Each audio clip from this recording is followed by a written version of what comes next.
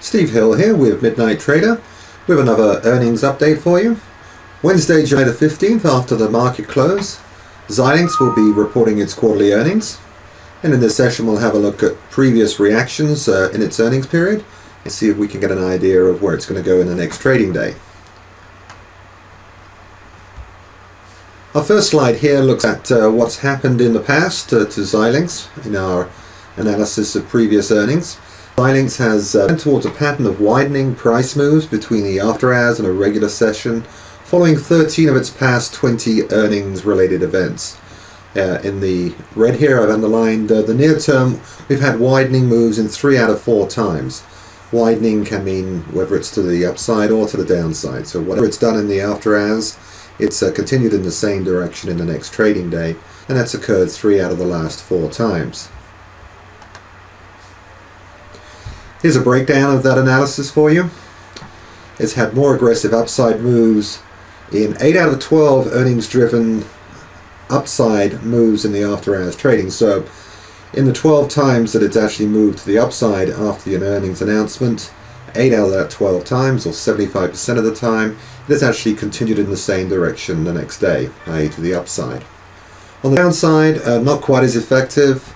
The 8 times that it was down in the after hours following the earnings, it's expanded it 5 out of those 8 times into the next trading day. So it looks like there's a better odds if this moves up in the after hours following the earnings announcement than if it moves down. Last shot here is last 4 quarters on a price chart here in the day. In the red we have the after hours move right after the announcement. In the blue we have the after hours and follow through into the next trading day. 3 out of 4 of those have been widened, with an exception back in the January announcement. The last announcement in April, it was down 3.9% in after hours and then widened to 5.6% for the total.